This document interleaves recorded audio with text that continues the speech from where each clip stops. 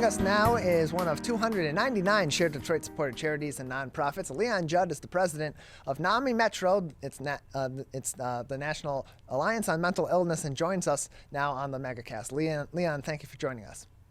Thank you, Tyler. Appreciate being here. Yeah, glad to have you with us. Tell us first about a little bit about yourself, how you got connected with NAMI Metro, and then about your organization. Yeah, so I am the volunteer president of NAMI Metro and the founder of the organization.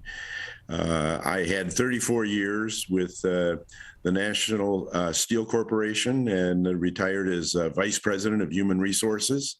And then the next day became president of an international IT company headquartered in Germany, but to run the U.S. operations.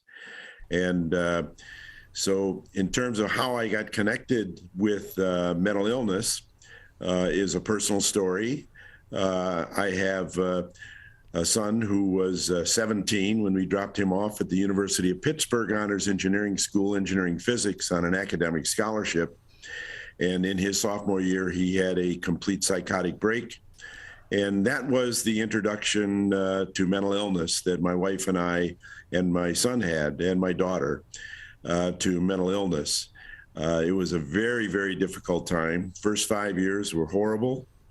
A lot went on in those 5 years before insight was accepted. And then treatment came, and the excellent treatment that he's had. He's 47 today, doing very well, went back, got his undergraduate degree, got his master's degree. He's a cybersecurity analyst today. And so because there was very little available for family members during that time, the establishment of NAMI Metro allowed us to provide a lot of education and support and advocacy for family members who had a loved one with a mental illness. We're joined by Leon Judd, the president of NAMI Metro, joining us on the Michigan MegaCast. More information can be found on namimetro.com. And so you mentioned you're the volunteer president of this organization. To what extent are you working with this organization to ensure that it's providing these programs and developing new programs that are meeting the needs of the mental health of people in the metro area? Great question. So NAMI and all of NAMIs across the country do three things fundamentally. That's education, support, and advocacy for family members as well as individuals who are struggling with a mental health condition. So we have established quite an array of support groups for family members as well as individuals. And then the other thing that we do, in addition to the education programs that we provide, we have a lot of presentations that we do in the community. We go into businesses, we go into middle schools, high schools, anywhere that is interested in learning more about mental health awareness, what some of the signs and the symptoms are, what they can do, and just to learn more about what might be available in the community through NAMI Metro and others. And the other is acting as advocates through our helplines. We're able to get people directed to the kinds of services that we think they might be needing. We are an all-volunteer organization, like I mentioned earlier. So we have no office. All the work that we do is through our homes or into the hospitals, which are temporarily, because of the pandemic, a little bit hard to make contact with. So we're hoping that that breaks loose and we can move from the Zoom meetings that we're currently doing to face-to-face, which is certainly much more personal than the Zoom. So among the many programs provided by NAMI Metro and provided by NAMIs throughout the U.S. Is the Families in Action program. Can you tell us about the Families in Action program, what services it provides to families and to individuals suffering from mental illness, and how people can access this program? Yeah, Tyler, the Families in Action program is a 10-week family education program that meets 10 consecutive Wednesdays, and each week is a different educational session. It is also put on by family members who have lived experience to other family members who are going through some of the struggles. We have put over 2,500 family members through this educational program. This was something that was not available when this first came to light with my wife and I. So it was one of the things that was really on our radar screen to bring and make available for family members to help them get early education as to what they can do. The overall objective of the Families in Action is to help your loved one be healthy, happy, and independent. And we've had nothing but positive feedback over the years as a result of doing that, those classes. We do it twice a year in the spring and in the fall. The next class starts September 7th. It'll be done on Zoom again. Because we're still not able to get back into the hospital where we typically would do the family class. The advantage is that we have people that are able to come to the class that wouldn't normally be able to. Either they can't drive at night, or there are some people are even zooming in from Florida, Ohio, other states where they have loved ones here in Michigan, but they're actually physically in another location. So it really does teach some really good tools and skills for family members to help them better deal with and help their loved one who may be having some serious problems in communications and getting along and those sorts of things. We're joined by Leon Judd, the president of NAMI Metro, on the Michigan MegaCast. More information can be found about NAMI Metro by visiting its website at namimetro.org. That's namimetro.org. And so for those that are interested in the Families in Action program and would like to join in on the next meeting of that program, or are interested in other programs through NAMI Metro, what steps do they need to take to either sign themselves up individually or sign up a family member, another loved one, or help them with that signing up process for any of these programs? Yeah, the Families in Action is for the family members or caregivers specifically, and they can do it in two ways. They can either go online to namimetro.org, and on the resource tab of that website, you'll see something called Families in Action. There's a brochure that outlines the 10 weeks and an application form to get registered, or else they can email me at leonj@namimetro.org and let me know that they're interested, and we can get them on the waiting list. We already have people on the waiting list started out for September 7th class. These have always filled up. So they're obviously of help, but a lot of word of mouth is what helps in getting other family members to register for the class. We're joined by Leon Judd, the president of NAMI Metro, serving the communities of Metro, Macomb, Wayne, and Oakland counties in the state of Michigan. More information can be found at namimetro.org. That's namimetro.org. And so what sort of affiliation does your organization have, or relationship does your organization have, this more localized chapter of NAMI, with the national organization? How does that communication then help to provide even better support to those in Metro, Oakland, Wayne, and Macomb counties? Yeah, NAMI National is the largest mental health advocacy organization in the country.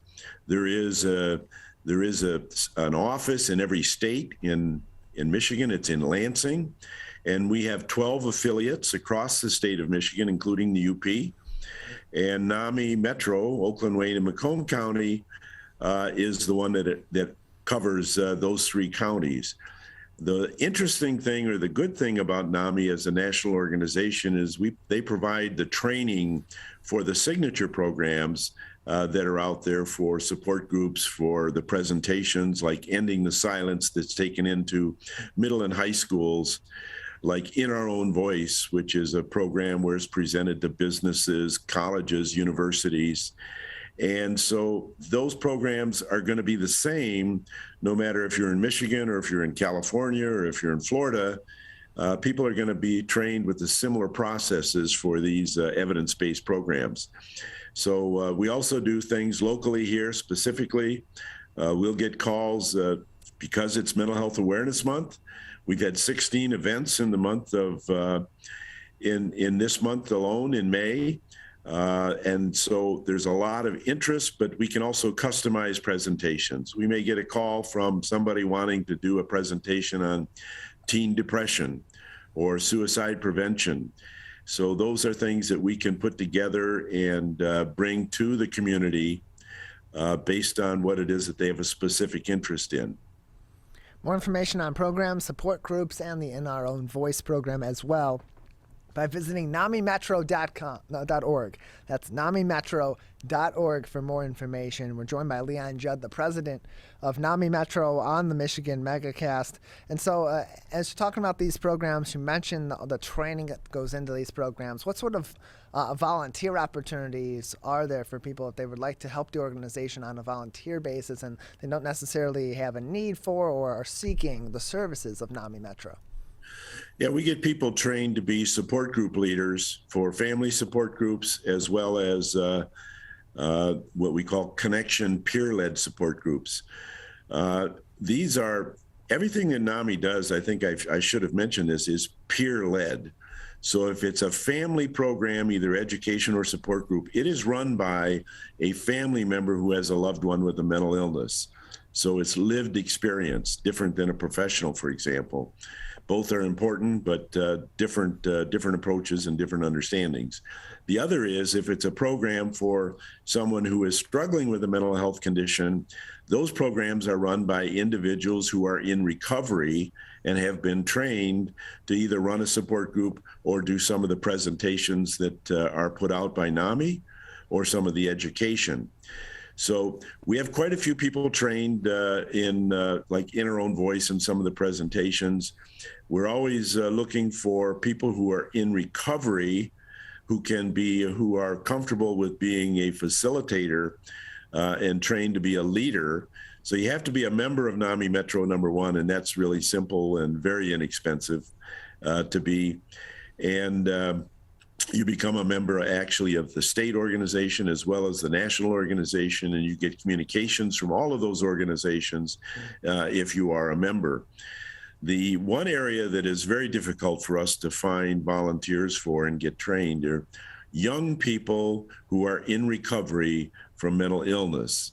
There is a program called Ending the Silence that we have that requires two presenters. One is a family member and one is an individual, a young person who has got lived experience that is willing to tell their story in a fashion that is laid out by NAMI National.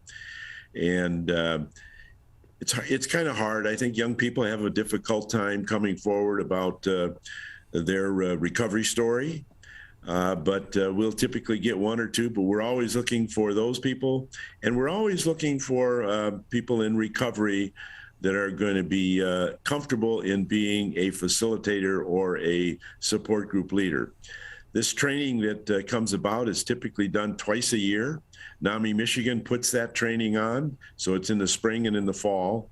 And then we're kind of at their beck and call in terms of what trainings they're going to be putting on each in the spring and in the fall. But those are the two areas probably where we have the biggest need. We have people there now, but we can always use more in those two categories. That's support group leaders and young people to be trained to be Ending the Silence presenters. We're joined by Leon Judd, the president of NAMI Metro, joining us on the Michigan MegaCast. More information on NAMI Metro can be found at NAMIMetro.org. That's NAMIMetro.org. Leon, what are some other ways that if people would like to support NAMI Metro at this time, they can support the organization and the work that it does, facilitating these programs and these support groups for those suffering or in recovery from mental illness in the local area?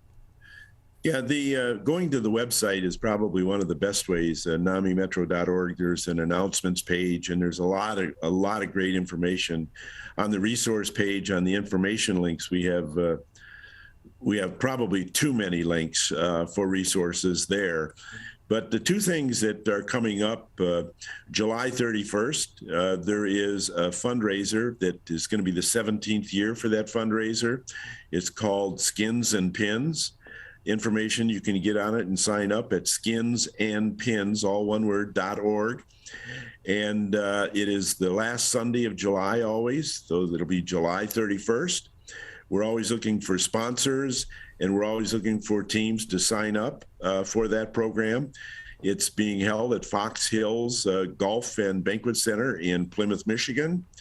And so we're in the midst right now working hard at getting ready for that to happen. The other thing that happens every year is the NAMI Michigan Walk. NAMI Metro has always got a large group of walkers That walk is designed to raise awareness and raise funding for the affiliates and the state to be able to carry out the duties that they do, especially when you're an all-volunteer organization. We have a lot of requirements in that we don't have an office. All the money, just so you know, in NAMI Metro goes towards providing all the materials and the classes and the trainings that are needed right back into the organization. So we have no rent, we have no salaries, we have no utilities. So the only operating is like our helplines and those kinds of things that we have. But the NAMI Walk is going to be on September. I'm not sure. I think it's September 24th. I'm sorry. It's going to be September 24th, and this year, rather than at Belle Isle, the walk is going to be at Wayne State University. So we would encourage everybody to sign up. It'll soon be available for you to sign up on namimetro.org and also NAMI Michigan. We're just getting the links put in place now to be able to do that. But I would encourage you, if you sign up, please sign up for NAMI Metro. And we have a wonderful T-shirt that we'll give you if you're a first-time walker with us. And it's a yellow shirt with a big skunk on it that says "Stigma Stinks." And that's one of the things that we're always fighting to do, is to kind of eradicate the stigma, because we're trying to make the quality of life for individuals and family members in this world of mental health get destigmatized, because there's still a lot of stigma around mental illness. Leon, thank you so much for joining us. Okay, good to be here, Tyler. Thank you.